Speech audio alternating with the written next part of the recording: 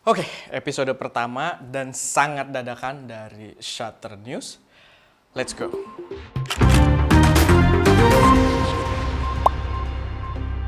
Halo semuanya, selamat datang di channel ST Media dengan gue Erwin, dan kali ini kita lagi mencoba sebuah segmen video yang agak berbeda, dimana gue atau siapapun nantinya akan memberi kalian rangkuman dari kabar-kabar terbaru di dunia produksi konten kreatif seminggu ke belakang.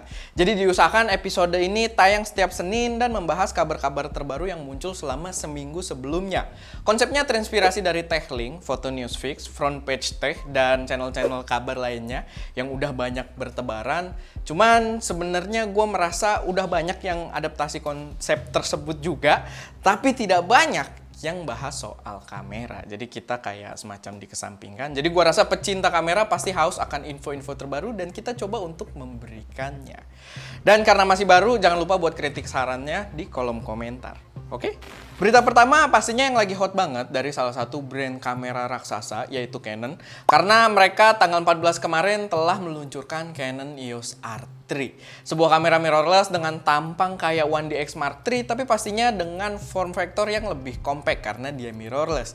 Banyak hal menarik yang ditawarkan oleh kamera ini, salah satunya kecepatan shoot yang bisa sampai 30 frame per second dengan electronic shutternya, eye control autofocus, di mana kita bisa mengendalikan titik fokus cukup hanya dengan melihat ke arah mana aja di dalam IVF-nya. Fitur yang jelas sangat menarik untuk dicoba, tapi gua rasa kayaknya nggak bisa dipakai sama si Al karena dia suka salah fokus ya. Jadi dia moto apa nanti fokusnya ke cewek-cewek yang ada di sekitar lokasi. Dan pastinya dia juga membawa fitur video yang dia udah mampu untuk shoot video 6K 60 fps RAW dan 4K 120 10-bit internal. Dan gue juga expect durasi perekamannya yang lebih proper dari R5, mengingat bentuknya yang cukup besar dan banyak ruang untuk heat distribution-nya. Gue rasa gue perlu bahas lebih in-depth soal Canon R3 ini di video yang berbeda, karena memang sebenarnya banyak banget yang membuat gue tertarik dengan kamera ini. Walaupun kita belum pegang unitnya. Dan kalau kalian tertarik buat kita bahas tanpa pegang unitnya dulu, silahkan taruh aja di kolom komentar. Berita yang kedua datang dari brand Aputure yang baru aja mengumumkan produk lighting terbaru mereka. Tapi buat berita yang ini kayaknya pure info aja. Sekedar cuks tahu aja buat kita-kita, karena target pasarnya jelas bukan gua dan kemungkinan besar 90% dari kalian yang nonton video ini juga bukan. Jadi mereka mengumumkan sebuah RGB LED panel profesional yang bernama Nova P600C, P600C, yang harganya itu dibanderol sekitar 3.290 US dollar. Sekitar 2 kali lipat dari adiknya yaitu P300C yang dijual seharga 1.699 US dollar. Mungkin biar dapat konteks yang lebih jelas, kita lihat dulu aja berapa harganya P300C di e-commerce Indonesia. Oke. Ya, emang bukan mengincar YouTuber kecil kayak gua, tapi buat big video production dan buat rental gua rasa bakal cukup menarik. Karena intensitas RGB light-nya yang luar biasa kenceng dan pastinya lebih kenceng dari versi P300C-nya. Dan yang menarik juga, gua lihat panel RGB-nya ini bisa ngasilin cahaya semacam berzona gitu. Jadi kayak keyboard gaming. Dan itu menurut gua bakal menarik pastinya buat dicoba. Tapi apalah dayaku yang hanya YouTuber review kamera aja. Lalu ada kabar juga dari Apple yang pada peluncuran iPhone 13 kemarin, mereka meng-highlight sebuah fitur kamera yang disebut dengan Cinematic Mode. Apa lagi nih? Black bar. Warna pink and orange. Apa memang tuh sinematik? Oke, jadi fitur yang dibawa, fitur sinematik yang dimaksud oleh Apple ini adalah fitur tracking focus yang bisa dilakukan secara otomatis maupun manual dengan menyeleksi objeknya. Cuman melalui video demo yang ditampilkan, menurut gua fitur ini belum semenarik itu, dan kayaknya fitur ini mirip-mirip dengan portrait mode di mode foto, jadi agak fake gitu menggunakan AI. Cuman lebih advance karena bisa mereplika gerakan tracking focus bak lensa profesional.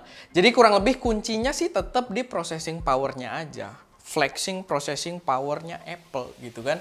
Tapi jangan salah, walaupun kata sinematik cukup sensitif di kalangan profesional, terutama di Indonesia, menurut gue dari semua brand HP yang ada, yang paling pantas buat bawa kata-kata sinema sebagai fitur, menurut gue memang cuma Apple. Bukan karena gue Apple fanboy, tapi memang Apple sendiri itu berkontribusi di dunia konten profesional. Mereka punya format video dan kodek sendiri, ada ProRes, ProRes RAW yang banyak dipakai di produksi besar. Mereka punya software video editing sendiri, Final Cut Pro, dan mereka juga satu-satunya yang punya mobile device yang mendukung kodek H265 with transparency atau with alpha channel. Dan yang menurut gua menyebalkan, justru mereka sempat mention si ProRes RAW tersebut, tapi nggak begitu dibahas. Jadi ya cuma sekedar lewat gitu aja. Dan itu padahal bikin gua tertarik banget. Lanjut lagi ke update terakhir, yaitu brand kamera aksi bernama GoPro. Juga baru aja meluncurkan kamera aksi terbarunya yang bernama, ayo silahkan tebak, yaitu adalah GoPro Hero 10. Kebaca banget ya. Walaupun dengan bentuk yang sama dengan pendahulunya, GoPro Hero 10 ini membawa pembaruan yang cukup signifikan menurut gua. Yang pastinya utamanya itu berfokus pada spesifikasi processing powernya. Mereka berhasil meningkatkan frame rate yang didukung dari setiap resolusi sebagai benefit dari hadirnya prosesor GP2 yang disematkan pada kamera ini. Gue pribadi bukanlah pengguna action cam yang cukup intens. Terakhir gue pakai itu mungkin sekitar GoPro 3 dan GoPro 4 buat produksi mobil-mobil off-road. Tapi melihat GoPro sekarang dan reviewnya yang udah cukup banyak bertebaran, gua jadi cukup tergoda. Kualitas gambarnya itu menurut gua udah proper banget, bahkan untuk sekedar vlogging aja itu kelihatan kayak pakai profesional kamera banget. Dan fitur Hypersmooth-nya, Hypersmooth 4.0-nya itu bener-bener gila banget. Bener-bener stabil banget. Si Peter McKinnon aja sempet taruh kameranya itu di spakboard ya, spakboard motor. Dan lu tahu spakboard motor itu goyangnya kayak apa? Karena dia nggak kena suspensi kan, langsung sama ban geraknya bareng. Dan itu hasilnya bener-bener stabil. Dan kalau kalian udah keracunan kayak gua, mungkin harganya bisa jadi penawar yang cukup efektif. Karena ya, jadi nggak perlu kalian beli atau nggak bisa kalian beli karena dia dijual seharga $499 di luar sana. Dan itu kalau dikonversiin ke IDR harganya sekitar 7 jutaan rupiah.